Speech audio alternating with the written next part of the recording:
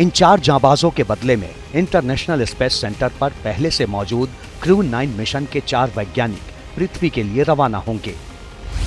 इनमें commander Sunita Williams, astronaut Butch Wilmore, astronaut Nick Hague और रूस के कॉस्मोनॉट अलेक्जेंडर गोर्बुनोव शामिल हैं। यानी सुनीता और उनके साथियों की वापसी के लिए क्रू 10 मिशन की कामयाबी जरूरी है। ये लोग सब जो गए हुए हैं उनमें एक अपना जुनून होता है, तो वहाँ पे वो हताश वगैरह नहीं हुए थे, वो खुशी से रहे वहाँ पे 8-9 महीने खुशी से रहे।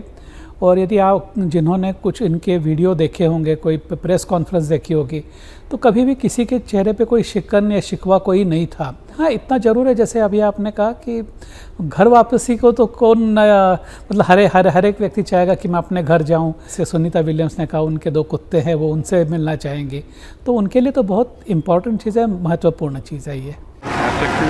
हालांकि धरती पर सुरक्षित लैंडिंग के बाद भी सुनीता और उनके साथियों को लंबे वक्त तक कई चैलेंज का सामना करना होगा। जमीन पर खड़ा होकर चलने से लेकर खाने पीने और सोने तक हर चीज की शुरुआत फिर से किसी बच्चे की तरह करनी होगी।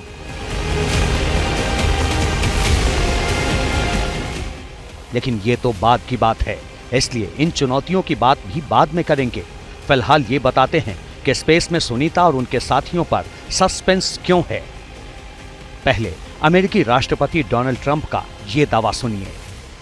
I know everything about it. I said, we have 2 astronauts that are stuck in space.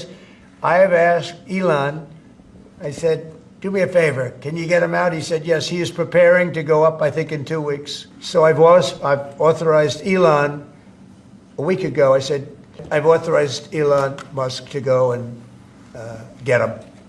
And he's prepared to do so. 7 मार्च को ट्रंप ने मीडिया के सामने यह दावा किया कि अंतरिक्ष में फंसे सुनीता विलियम्स और बुच विल्मोर को धरती पर वापस लाया जाएगा। उसके बाद ही इस मिशन की तारीख और समय का ऐलान भी कर दिया गया। अमेरिकी समय के मुताबिक 12 मार्च की शाम 7:48 पर यह मिशन लॉन्च होना था। नासा की ओर से स्पेसएक्स का क्रू 10 मिशन पूरी तरह तैयार था। मिशन के 4 सदस्यों को लेकर ड्रैगन स्पेस यान उड़ान भरने वाला था। फ्लोरिडा के कैनेडी स्पेस सेंटर में कॉम्प्लेक्स 39A से लॉन्चिंग होनी थी। यानी सुनीता विलियम्स की वापसी का काउंटडाउन शुरू हो चुका था। लेकिन ट्रंप का वादा और नासा का इरादा दोनों पर तब ब्रेक लग गया जब तकनीकी खराबी और खराब मौसम के चलते क्रू 10 मिशन की लॉन्चिंग टाल दी गई। नासा की तरफ से ये कहा गया कि लॉन्चिंग के लिए तैयार स्पेसक्राफ्ट के हाइड्रोलिक सिस्टम में कुछ दिक्कत थी। इसी वजह से उसे अंतरिक्ष में भेजना खतरे से खाली नहीं था। लॉन्चिंग टलते ही नासा सेंटर से लेकर इंटरनेशनल स्पेस सेंटर तक मायूसी छा गई। धरती से करीब 400 किलोमीटर की ऊंचाई पर मौजूद ISS की कमांडर सुनीता और उनके साथियों की वापसी की तैयारी पूरी हो चुकी थी। अपनी पूरी जिम्मेदारी रूसी कमांडर अलेक्सी ओचिनिन को सौंपकर सुनीता विदाई संबोधन भी दे चुकी थी। There's so much to do for fun in space. I don't know, did you guys see our Olympics video, huh?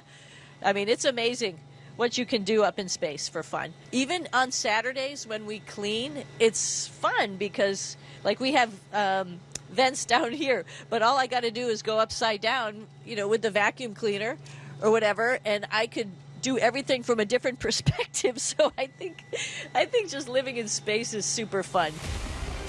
NASA के पहले प्लान के मुताबिक अगर सब कुछ ठीक रहता तो अमेरिकी समय के हिसाब से 13 मार्च सुबह 10 बजे तक ड्रैगन स्पेस यान ISS पहुंच जाता और 16 मार्च तक सुनीता समेत 4 वैज्ञानिक धरती पर होते। लेकिन लॉन्चिंग से पहले ही स्पेसएक्स के फाल्कन 9 रॉकेट में समस्या आ गई। बताया गया कि रॉकेट के ग्राउंड सपोर्ट सिस्टम में हाइड्रोलिक सिस्टम ठीक से काम नहीं कर रहा था। साथ ही मौसम भी खराब हो गया।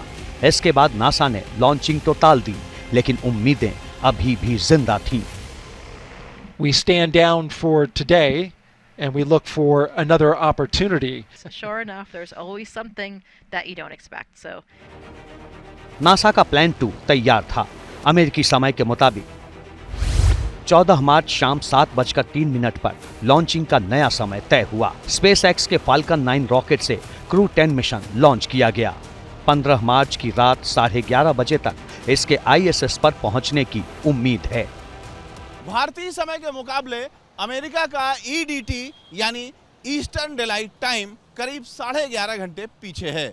इसीलिए भारतीय समय के अनुसार लॉन्चिंग शनिवार सुबह हुई और रविवार सुबह तक ये स्पेसक्राफ्ट इंटरनेशनल स्पेस सेंटर पहुंच जाएगा।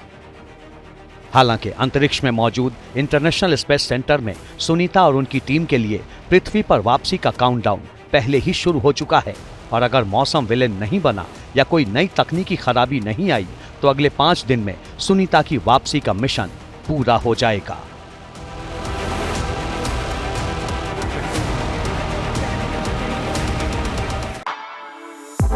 For exclusive and insightful videos, subscribe to our new channel ABP Live Premium.